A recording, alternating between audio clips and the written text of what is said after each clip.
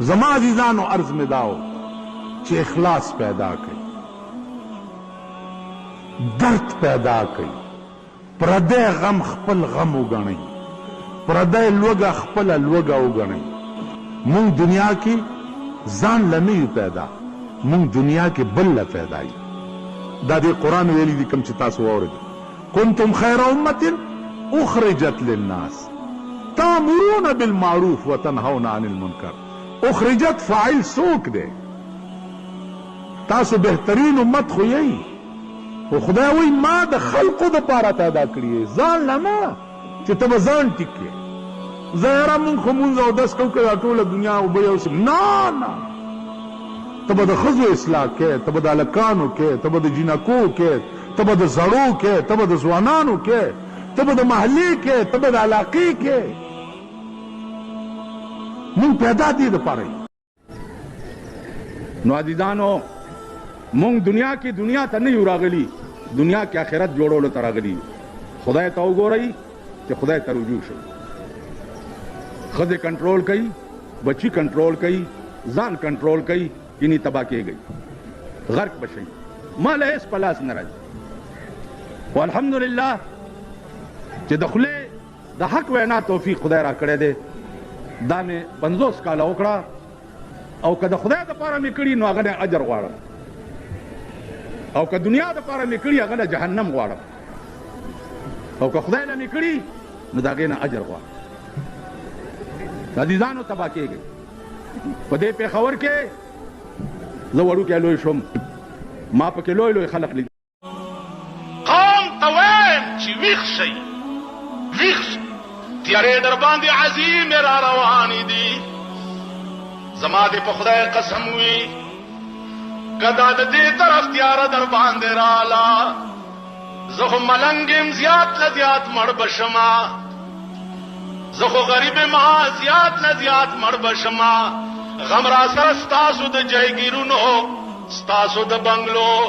ستاسو د 11 لاک روپو فرنیچرو دی. په ځان نه جاړم، نه خپل کټ او بستره جاړما، خپل زامن نه جاړم. ملنګان دي او درویشان دي او په ځمکه ناسته سره عادت دي. زه ستاسو زامن د امریکې فاضل شو د جاړما، د مری کیډټ او د مری پبلک او د مری کانوینټ کالجونو سټوډنټان جاړما. زما په کور کې توره کټوای نه جاړم، ستا په کور کې بلو پرنټونه جاړما.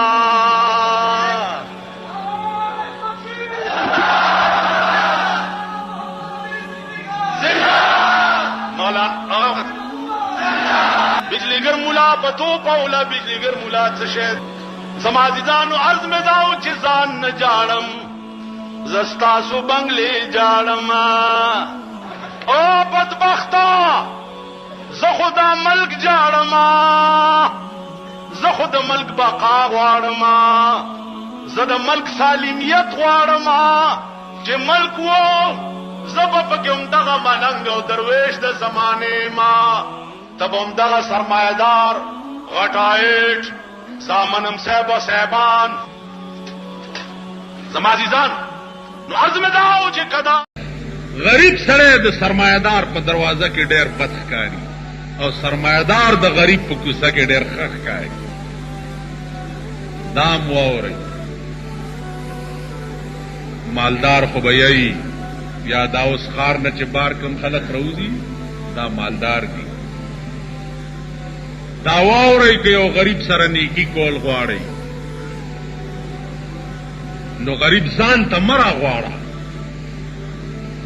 کور ته یې مه راغواړه، جواب ورپسې مه کوه. د شپې بوزی ووهه، بوزی، او نیمه شپه کې ورشه او دروازه ورته وټکوه. پیسې وي، که اوړه وي، که غوړي وي، که چای وي، که چینی وي، داسې پنډوکې وله ورکه. ته څوک یې؟ ته څوک یې؟ وایي زه هېڅوک نه یم، د خدای بنده وم او تاله مې دا شی راوړی دی چې دې ونه پېژني. رسول الله صلی الله علیه وسلم فرمایي پاغه خدای باور وکړي چې ته د خدای په نوم ورکړو کې او په دې خلاص ورکې او دې ګستم پته ونه لګي دغه چې بچا ته پته نه لګېدلې او د قیامت په ورځ به اعلان وشي چې دا سړی د دې ټولو د منځه وباسي او جنت ته نن د دنیا سرمایه‌دار خو خلق ځان ته راغلی اعلانو کی چې پلانې زکات ورکړي اسقاط کفیدیه د اعمال وی نو فدیه د اعمالو د پاره اخذ د مسکین شرط ته اګي تګي نهار لا به ورکه لکه څنګه خبره چې په سرسایه کې ده سرسایه اسلام څه د پاره ویل دا ضروری کړی دا چې په دغه ورځ د چا نغره سور پاتې نشي د چا بچي بے چایو بے منچو او بے وریجو پاتې نشي د اختر ورځ ده که د یو سړي نغره سور پاتې شو د یو سړي نغره د اختر په ورځ یخ پاتې شو څه ورکرنو زما دې په خدای قسم ټوله محله به په خدای جهنم تلیږي که یو کور کې د چا بچو نهره تېره کړه نو ټوله علاقه به په پروردګار جهنم تلیږي یو کور نهره تېره نو زما عزیزانو د اسلام پارشي کې یو خاص فلسفوي او خاص راز وي نو د فطرانه دا مطلب چې په دغه ورځ د چا نغره سوړ پاتې نشي د اسقاطونو دا مطلب د خیرات دا مطلب نو عرض میں دا عزیزانو چې د اور په لپیټ کې یې ګوره دا ملک د اور په لپیټ کې حکومت هم په خبر ګستر ګورون دی هغه سره د مسلم لیگ غم دی د تنظیم چې آینده انتخاباتو کې به مسلم لیگ کامیابی التملک تباکی کی لگیا دی نو لاج دے وقت کی زیاد گورے دے ملک ساتل پکار دی کہ ملک وہ منگ بیو کہ ملک نو منگ بم نہیں دا ملک تباکی گی دا ملک در نزی کولے بیس نشی او غٹ سرو دغا دا سنڈا سرونا پرونم در پوڑیو چه ڈاکا در نلارا بنگال در نلارو دغه سبا دا غټ سرونه بدر پوری او دا ملک بدر نلار شي د خدای خاطر وکړي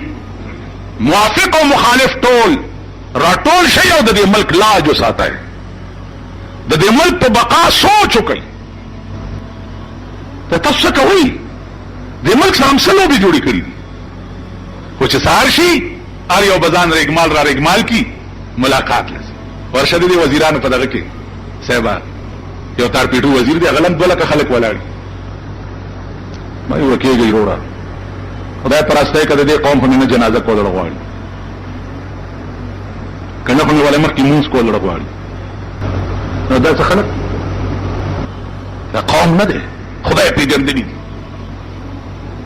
دا خدای چې سکل د دې قوم سره دوی کې زیاده دا د دې قابل دی پیغمبر خود دروغ نه وي پیغمبر دروغ وي هانجی مخبر صادق جناب رسول الله صلی الله علیه وسلم اعمالکم عمالکم ستاسو عملنا ستاسو حکومت ده ستاسو حکومت څه شه ده ستاسو عملونه کما تکونون یؤمر علیکم لکه څنګه چې یې داسې بدر باندې حکومت راځي دس بدر باندې حکمرانان راځي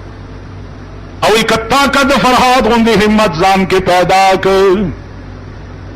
فرحات شي ناشرین ابو بیا تا پسې ګرځي او چې ته فرحات شي نو عزیزانو عرض مې داو چې نو علاج دی وخت کې د ملک ساتل پکار لیکن زخم جوړ دی چې سیکریټ نه راوتم او د سیکریټ کلرکان راته ولاړو زه ودرولم چې مولانا صاحب زمون خو 2000 روپۍ نوکری وه مونږ خو روټۍ پورې مریان شو او پچړه قسم په خدای دې چې موږ ورته وکړ موږ غروټای پورې مریان شو او د دې ظالم هغه احتساب دا و چې چپړاسیان یې وویسته کلرکان یې وویسته خلکو ته د وړو بحران پیدا کو کچکول غاړه 1500 روپۍ مان وړي اوس خدای دې دغه له توفیق ورکړي دا نه دا څه بلا دي خدمت خلق پټایلا خدمت خلق والا ولې توفیق ورکړي چې چرته وړو مړې د نظر وړو دی اور خدمت خلق والا هم پکې راغلي کله کور او ټایم بل سره نیمه نکړه والله کم پرید ورونو باندې به د شپې ګرځئ او حضرت عمر ته چا غوړي راوړه دا څه شی دی وایي دا دې غوړي دي تاله مې راوړه چې ویې خورې ویل زما دې په خدای قسمي که تر هغې پورې وخورم چې تر څو دا پته راته نه وي لګېدلی چې ټول قوم غوړي خوړي بیا صحابه ورته وایي چې که د دریای دجله په غاړه یو سپی د تندې مړ شي پوښتنه بیا د حضرت عمر نه کېږي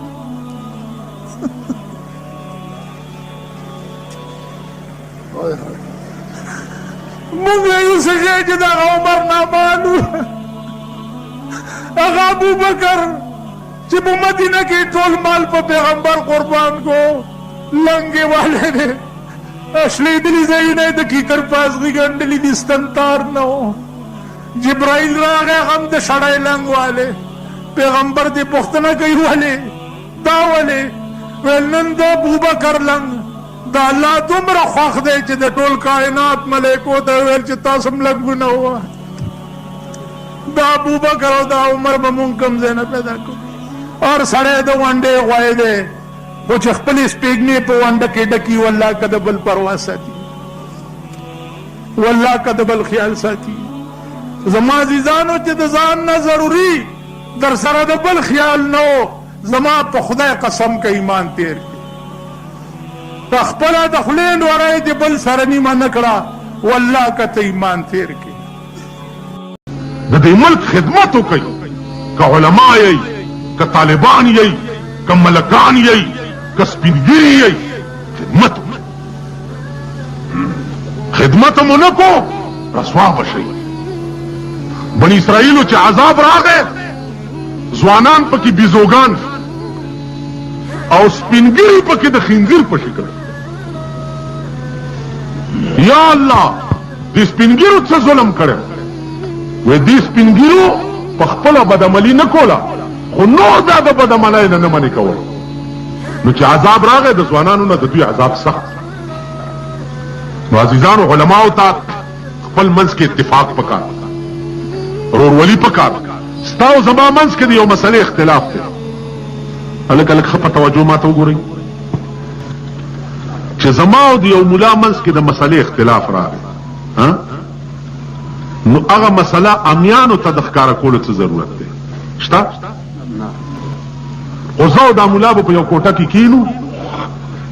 دی به ما پوهوي زه به ده پوهوم چې حق چا سره یي زه به د هغې اتباع وکړم ملیانو ته پکار بار تقدیر آزمدا ہو عزیزانو چې درد شب قدر په کلا کې زه یو کال کې دو اندوان د شب قدر په کلا کې اندوان او سکان بارډر والاو ته اوبه بند کړی وي چې په بهار کې مسلمانان وځي برنده کې پروت ما دادا رحمان دادا کتاب کړ یو دو انده وراله ما ته ویل چې مولوی صاحب یو بجاوا اساڑی کا خیر ہے ساڑے ہوتے پانی بند کیتا ہے ساڑے بچے پیاسے مر گئے ذرا پاس دم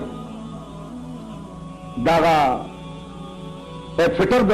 بالخ لان دنه می دواړي ډیبره راوغسته او دې ته مې چې سارے بطن کڑے ته بالټیاں لے آو ته پارلو پانی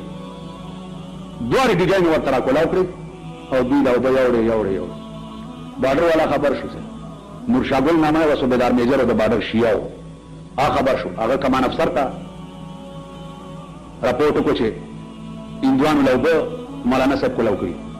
زیوری وما کمان افسر ته بنگلې ته بوتلم ورته پیش کمان افسر اپری دیو ما ته وچی خدای دې خونه ورانه کا په دغه ملاتو په بهار کې ټول مسلمان مړ کړی دی تعدیل توبه طرف ریخ ما ورته وی چې کمان افسر صاحب دا چل دی چې کار مې کړی دی سم په اسلام کې د جهاد په ټیم کې ماشوم بوډا او ښځه وجل جایز نه دي ما خبره پوهېږئ تاسو خو په 4 لاکھ برخې نه کوئ که نه تاسو خو ته ډېر ډاډ نه په محاذ جنګ کې ښځه وجل ماشوم وجل او سپینګیری وجل په محاذ جنګ کې جایز نه دي نو کار به ټیک کړی دی چې په بهار کې داسې کړي دي او زه به تا سره ګورم ما وی په یو جیل کې خو یم که بله سوړه چېرته ته مې هغې کې ورننه باسه والله کې پرېږدم بیا به م ورته کولاوم او زموږ عزیزو درېواله پرېږدي خیال هم راخېږي ګناه چا کړې ده په بهار کې او دلته سزا ماشومانو ته ورکوئ او بل ورکې انساني مال د پیغمبر عقیده پیدا کوي دا تنتین وسای راوستی شوه په یو جنګ کې په بندیانو کې نو جامې شلېدلې وې نو رسول الله صلی الله علیه وسلم خپل څادر ورکړ دا تنتین په وسای واچو مولانا روی ما یزا خاتون توئے اور یا ترین پیش اقوام جہاں بے چادریں نازیزانو لوی شی چې دی هغه د دین درد دی چې پړ کې پیدا شي او د مطلق انسان درد دا کافر دی کافر دوی متعلق د دین پړ کې دا درد وي چې خدای دا د آدم علیه السلام اولاد دی دوزخ ته دی ولې لاړ شي څه حکم چې دی د دوزخ نه بچ کړي ما خبره پوهېږئ دا یو درد دی الله دې زموږ لکیم پیدا کړي نورو زغه جل چې پرون ورځ تېره شوه نن داسې حالات دي چې موږ وایو نن نه پرون خوا نن نه پرون خوا فباءوا بغضب على غضب وللكافرين عذاب مهين د بني اسرائیلو غوندې یو عذاب به اوچت نه چې بل به در باندې راشي بل به اوچت نه چې بل به در باندې راشي بل به اوچت یو زخم به در کېږي به سټې د بیز غوندې چې بل ځای کې به دې سوری وشي بل به سټې چې بل ځای به دې سوری شي بل به سټې چې بل ځای به د دې ټولو څیزونو علاج واحد علاج دی سرنگون کېدل دي د خدای په مخ کې او اتباع کول دي د قانون د جناب محمد رسول الله چې د خدای مخ کې دا قوم د قوم سرنگون نشي او اتباع د سنتو د محمد رسول الله ونکي که دوی ښه ورځ ولیده نو که مړم راشي په قبر مې متیاز نه به ګورم راشي دا وخت یا څو پورې چې خدای ته سرنگون نه او د جناب محمد رسول الله د سنتو اتباع نه نو په خایس زما د یار نه دی خبر سو که خبر شي پرې به نه دی دغه درس واورئ چې انسان پیدا دی د عشق دپاره څه دپاره ټول وایي او عشق معنا دا ده چې ته به په چا مینېږي ته به څه کېږي یریږئ ولې ځواني مرګ ته به په چا ښه اوس مینېدل همیشه په بدرنګ شي کېږي که په ښایسته شي کېږي نلدا لږ تیز وایي په بدرنګ شکل هم څوک نه مینېږي په ښایسته شکل مینېږي ټیک شو که د انسان شکل دومره ښایسته وي چې تا لیونی کړي دا شکل چې چا جوړ کړی دی چې هغه به څومره ښایسته وي بیا هغه ښایسته چې ځان له د یارۍ دپاره د کوم شکل انتخاب کړی دی چا جناب محمد رسول الله دی چې د هغه لا شکل به څنګه و چېرته چې حسن وي هلته نګاه د عشق به ولې نه وي نو زه وایم چې په الله به معنېږئ او د هغه په رسول به معنېږئ دا نور ټول بکواس دی ټول سترګې چې څه ګوري بکواس دی غوږونه چې څه اوري بکواس دی خپې چې چېرته ګرځي بکواس دی الساکت عن الحق شیطان اخرس کم کار چې درته ناله واښکاره شي او ته ترې چپ پاتې شوې نو دا چپ پاتې کېدونکی دا ګونګی شیطان دی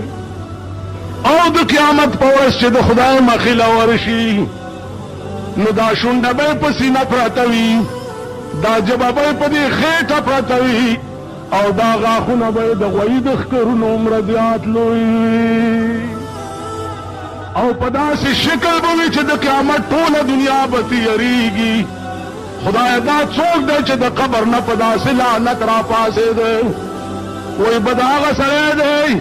چې په دې سترګو به یې ناروا لیده او په دې خوله یې چېرته حق نه وویلي. نو د دنیا یو څو ورځې ژوندون خو به په ښه خوراک او په ښه لباس باندې تېر کړي، خو د قیامت به داسې ورځ وي ما لا یموت فیها ولا یحیا. الله ویا به داسې ورځ وي چې نه به ژوندی ټینګېدی شي او نه به مړ کېږي. اسلام نامه ده د دې چې کوم څیزونو نه خدای او رسول منع کړې ده هغې نه به ځان ساتي، هغې له به نږدې نه ورځي، وخت به فضول نه تیری. زمونږ اوقات ټول فضول دي،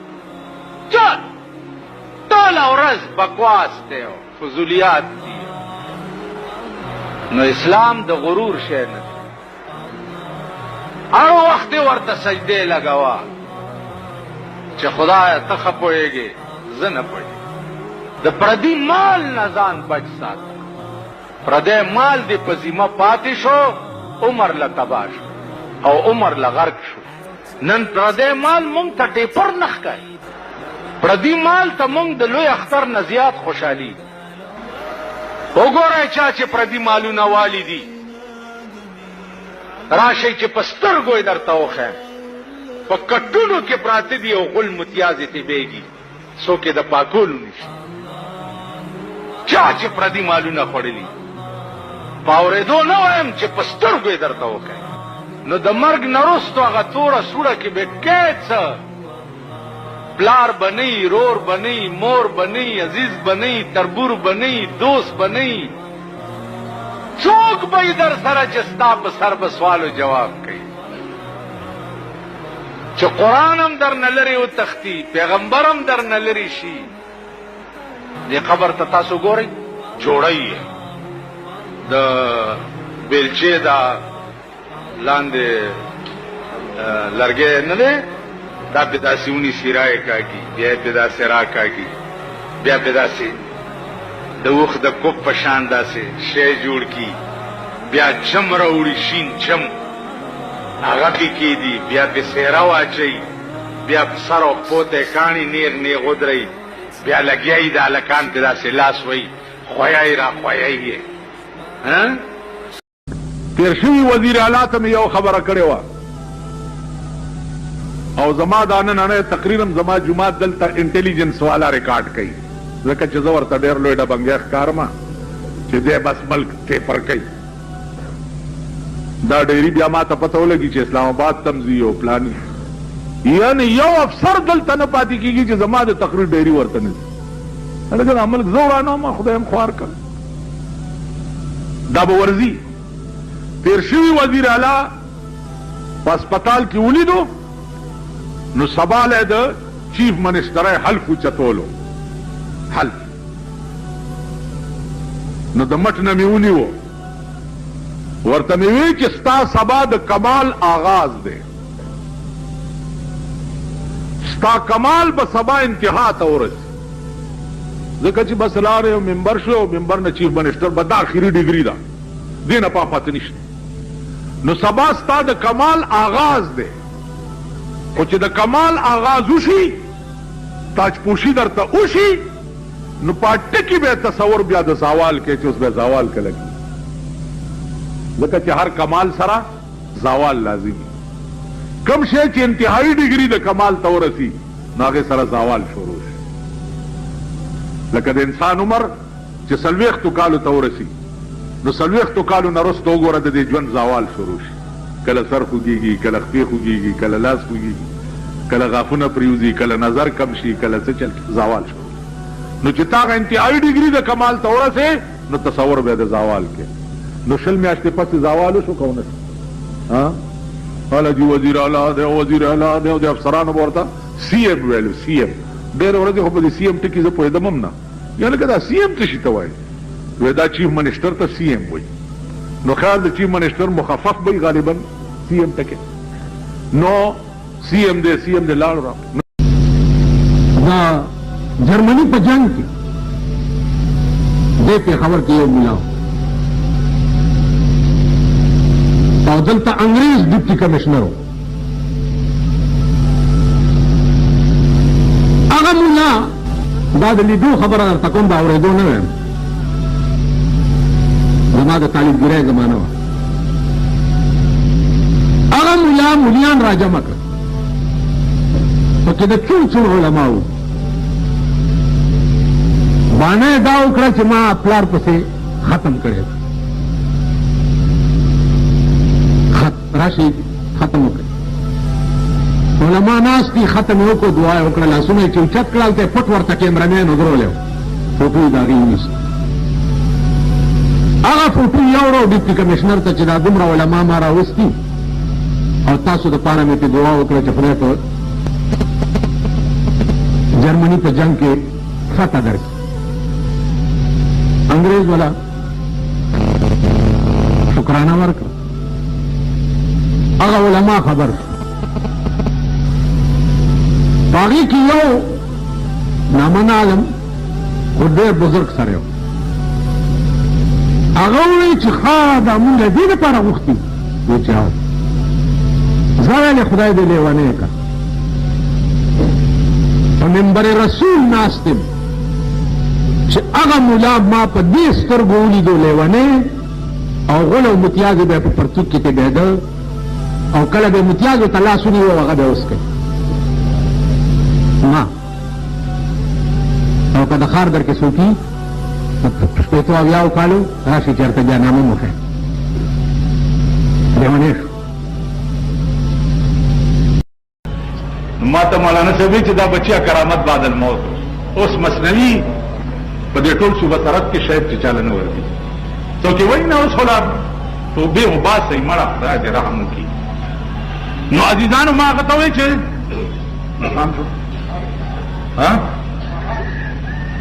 نو څه چلو شو ماښام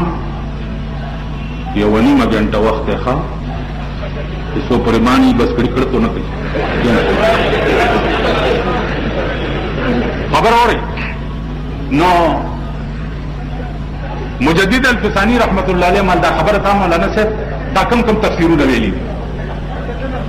ویلې اسې چېرته قرآن کې شته مالاو چپ مال قرآن کې دي چې یمحو الله ما یشاء یمحو الله ما یشاء تفسیر مظهری د علامه ثناءالله پانیپتی دا وګوره د دې آیات په ضمن کې دا واقعا علامه ثناءالله پانیپتی لیکلی خیال مرا دو ورځې پس راغی ما ته مولانا صاحب معافي غواړم استا خبره رښتیا مالې بله یو اوره په خدای مې دې قسمي ماښام دی او په اودس کې اوس به خدای ته سجده لګوم یو الله والا لا ورلم او ورته مې وویل چې هلکه دا څه شور و ضرب دې جوړ کړی دی خلک دې تنګۍ را تنګۍ ما ته وایي خلک مې تنګۍ خو ته لږ کوټې ته راشي کوټې ته ورغلم ما ته بار لاړ شه هغه دیوال چې ما ته هغې نه یو لوټه راوړه بار لاړم دیوال نه مې دومره لوټه راواغسته او زما په دې تلي کې مې کېښوه چې مې کېښوه نو یا حیو یا قیوم یې اووه کاله ته یې وویل او په دې لوټه یې چوف کړه چې پې چوف یې کړه په خدای مې دې قسمي ما ورته کته چې لوټې نه مټۍ جوړه شوه ویل واچوه خولې ته چې مې خولې ته واچوله داسې خوند دی لکه ستاسو دا د راډړو مټیای کې په لاس کې ها اوس یو خبره بس اخر واورېدې رحمان بابا ویلي دي که نه چې په یو قدم تر عرشه پورې رسي ما لیدلی دی دې پورې یو خبره واورئ مولانا اشرف علي تھانوي عمره علم به د هندوستان ځمکه پیدا نه کړي که پیدا به کړي څوک داسې شته چې د مولانا اشرف علي متعلق بیا اودسه نوم قدري وایي مولانا تھانوي وایي یو دوه کسه یو قاضي ضیاء الدین یو سلطان الاولیاء سلطان الاولیاء ته به رباب غږېدو قاضي ضیاء الدین به د جمعې په مانځه کې وویل چې مه ورځئ دې ته پلیت دی مردار دی دا دی دا دی یو ورځ قاضي ضیاء الدین ډېر په غوسه شو او ورپسې ورغی. چې ورغی رباب غږېدو، چې غږېدو نو قاضي ضیاءالدین ته ورټوپ کو او دا سلطان الاولیاء ونیو، چتې کو د دې ځمکې ویشت او ملګرو ته ویې راځئ چې داسې داسې کړي. دی راغی. بلې جمعې له ورپسې بیا لاړو، په درېیمه جمعه ورپسې بیا لاړو، چې بیا لاړو چې اوچتوړی سړی نه اوچتېدو. قاضي ضیاءالدین په خپله راوغورځېدو. چې راوغورځېدو چې راغی ملګرو ورته دا څنګه چل دی؟ 2 ځل دې راوغورځولو، 2 جمعې او دا په درېیمه دې ونه غورځولو. ویلې داسې چلو چې په لومبۍ جمعه ورغلم چې مې راولي وو د روح اول اسمان ته پرواز کړی، نو اول اسمان ته زما هم رسۍ کېدی شوه، ورپسې ورغلم ورونیو د ځمکې مې وویشت. په دویمه جمعه چې ورغلم د روح چې دی اوم اسمان ته پرواز کړی، نو هغې ځای تر زما هم رسۍ کېدی شوه، راونیو د ځمکې مې وویشتو. په درېیمه ورځ چې ورغلم د ده روح د سدرة المنتهی نه هم پرواز پاس کړی. ملایکې ولاړې وې راته ویې چې قاضي صاحب دې ځای نه مخکې ته نه شي تللی، نو ځکه مې راونه غورځولو. تاسو خیال راغی؟ په یو قدم تر عرشه پورې رسی، ما لیدلی دی رفتار د درویشانو او په هر چا چې د غضب لینده کې خخه خطا نه درومي ګزار د درویشانو. ورشئ او په سواد کې چې کوم دغه الپورۍ ته ورشئ، وایي الپورۍ ته وایي چې خلکو نه تپوس وکړئ چې دلته د الپورۍ د هغه مرید څه واقعه وه. مرید نه په څه خفه شوی و، څه ډېره لویه غلطي کړې وه، نو ده ورته ویلې چې اور وهلی سکور شي چې بیرته زرغون نه شي. اور وهلی سکور شي چې بیرته زرغون نه شي. ده ورته کته چې اور پې ولګېدو سکروټه ترې جوړه شو. نو زما عزیزانو دا الله والا خلک وو. دا نن چې دا دومره لویه دنیا یې په خاورو راټولېږي، دا څه د ټوکو خبره نه وه او نه دا ما ډېر څه درته ویل غوښت. نن په دې رنګ کې ستا په ملک کې عظیمې فتنې دي او فسادونه دي، او دا څه شی کوي په مونږ کې؟ دا ټول کارونه راکې پیسه کوي. پیسه دې ته ټینګېده ډېر ګران، اوس پیسو ته ټینګېده ډېر ګران کار دی، ډېر ګران کار دی. او چې دې ته ټینګ شوې، واورئ د کوواټ کمشنر مال راغی د بوټو د لور په زمانه کې. ما ته مولانا صاحب زه خو ګوره غوندې یم،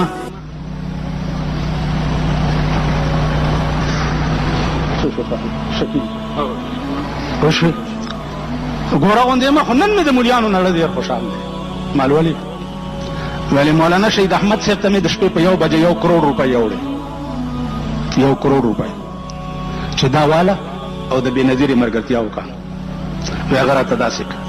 چې بچیا دې نه پس به 1 کروڑ زه خلاصوم څنګه؟ زما عمر خو ختم دی. وی راته یې واپس کړي. بیا ویل په 2 بجې راورسېدم مولانا نعمت الله صاحب ته د کوواټ. چې در راورسېدم نو هغه ته مې چې وویل څه وخت کې؟ وی راته ویل چې بچیا هغه راته ګیره ونیو، تا دې خدای ډېر خوشحال ساتي، زما عمر د دې خبره نه دی. ما ټول عمر قال قال رسول الله ویلي دي، اوس به زه په دې عمر کې د پیغمبر حدیث او دین چې 1 کروڑ روپۍ خرڅوم. اندازه کوئ تاسو. مفتی محمودو الله دې غریق رحمت کی، یو ورځ ما ته وایي په اسلام آباد کې، وایي چې هلکه خبره واوره. مالجي وایي ویل کوثر نیازي راغلی و، 36,000 روپۍ راوړې وې په بریفي کیس کې. 36,000 د 1000 له دسې زور ورکو. ما ورته چې نه نه نه نه مې نه لیته مې نه لیته، ویوا مې نه غستې. اړکې مې خیال کولو چې دا اهل دنیا نه دی او دنیا پرست نه دی، نو دا 36,000 دته څه ډېر شیخ ښکارېدو. په خدای قسم دا زوی چې دی مولانا فضل الرحمن زما په مخ کې پلار ته ویلې چې ابا تمکه نسته، میاسې مې خوري. هغه ورته ویل بچیا ما نه پیسې نسته، ګزاره کوه. میټینګ ته ننوتو په دروازه کې ده ورته زما مخکې وویلې. خلک دغه و، وایي غني خدایه هغه ښکلي یاران څه شو، د مجلس مې همنشین محبان څه شو، چې صحت به پې زما د خوږ خاطر شو، په جړا لاړه طوطیان بلبلان څه شو. کل اشیا به حق تعالی و ترجو کا، د کاتب په بیاس کې مناقش بیان څه شو. په دیوبند کې مې تقریر کولو، په دارالحدیث کې ولاړم، نو چې کوم ځای به مولانا مدني درس کولو هغه ځای کې ولاړم. نو دا شعر خلی تراغه چې مزتی الدهور وما اتینا بمثله ولقد اتا فعجزنا عن نظرائه. دا ځای به بیا مولانا مدني او شاه انور شاه کشمیری پیدا کړي. نو ټوله مدرسه په جړا شوه. نو عزیزانو خدای چې دارالحدیث کې نه کړي ما دومره خبرې درته نه شوې کولی چې دا ځای به بیا مولانا عبداللطیف او مولانا بنوري صاحب پیدا کړي. تاسو خیال را بس اوس ته خدای د هغوی کرلي بوټي چې دي دا خدای زرغون لري او دوی له خدای پاک توفیق ورکړي او دا مدرسه د خدای ډېر آباده لري.